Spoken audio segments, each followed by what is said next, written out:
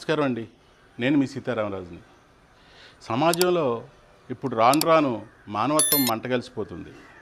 ఇలాంటి సంఘటనలు దేశంలో చాలా జరుగుతున్నప్పటికీ ఇప్పటివరకు మనుషుల మీద జరగటమే చూసాం.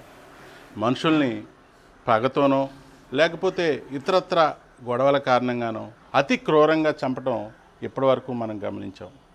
కానీ పశ్చిమ గోదావరి జిల్లా లింగపాలెం మండలం మఠంగూడెంలోని రామచంద్రరావుపేటకు సంబంధించిన ఒక సంఘటన చూస్తే అసలు మానవత్వం బతికి ఉందా, ఈ పని చేసింది మనుషులేనా అనేది మనకు తెలియక మాందు.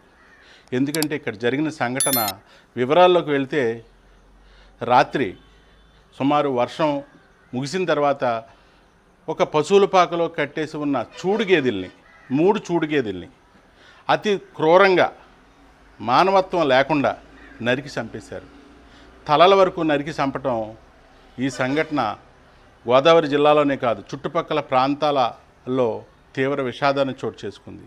ఎందుకంటే ఇప్పటివరకు మనుషులు ఏదో పగలతో చంపుకున్నారు, లేకపోతే ఇతరత్ర కారణాలతోటి హత్యలు జరిగాయి అనుకోవటం సహజమే.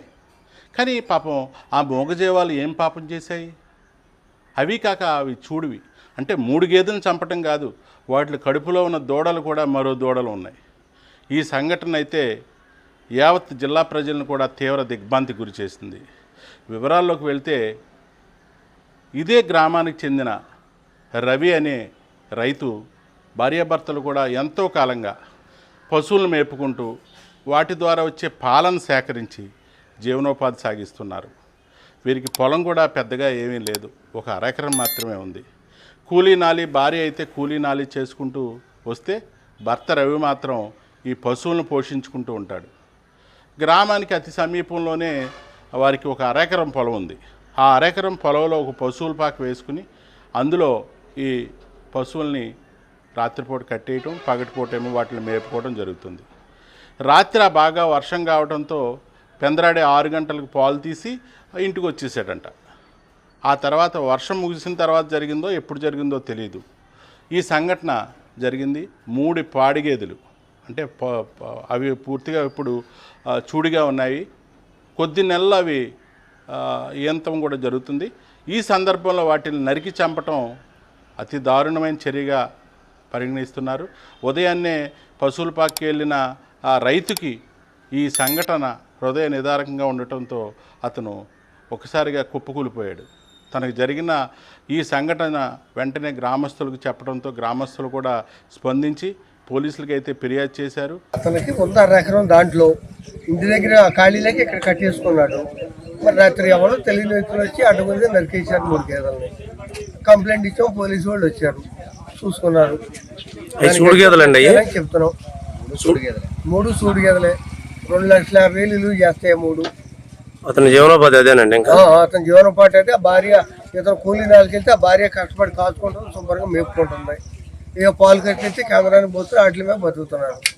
మరి ఈ రకంగా చేశారు, అది ఎంతవరకు తప్పు అనేది అర్థం కాదు. దీన్ని గట్టిగా చర్య తీసుకోవాలని కోరుకుంటున్నాం. నిందితుల్ని త్వరగా పట్టుకుని ఇలాంటివి జరగకుండా చూడాలని కోరుకుంటున్నాం. మఠంగూడెం మాది. ఇక్కడ సుందరాపేటలో మా తోటలో గేదెలని కట్టేసుకుంటున్నాం. రేకుల షెడ్ వేసుకున్నా. ఈ వర్షాకాలం గురించి మొన్న 2 రోజులు బట్టి కట్టేస్తున్నాం ఇక్కడ. అయితే రాత్రి గేదెల వీటిలో మేసి వచ్చినాయి, మా అమ్మ తోలుకొచ్చింది. తోలుకొచ్చాక కట్టేసి ఇద్దరం కలిసి పాలు తీసి ఇంటికి వెళ్ళాం. 6:30 ఆ టైంలో వెళ్ళాం ఇంటికి. ఇక పొద్దున్నే నేను మళ్ళీ పాలు తెద్దామని 6 గంటలకు వచ్చేప్పటికి గేదెలన్నీ 3 గేదెలు అక్కడ పుడుకుని ఉన్నాయి. ఏంటని చెప్పి గేటు తీసి ఉంది, ఏంటని చెప్పి లోపలికి వెళ్ళి చూసేప్పటికి మెడకాయలు తగ్గేసాం. కంగారు ఎత్తిపోయి బయటకు వచ్చేసి అందులో ఇంకొక అతను వస్తుంటే అతను చూపించి ఈ లోపల మన వాళ్ళందరూ ఫోన్ చేసి వచ్చారు. అది జరిగింది. అయితే ఒకటే, ఇలాంటి సంఘటన మరి ఎప్పుడు కూడా జరగలేదు ఈ ప్రాంతంలో. దాంతో ఈ ప్రాంతం వారంతా రైతువారి కూడా చాలా కంగారు పడుతున్నారు.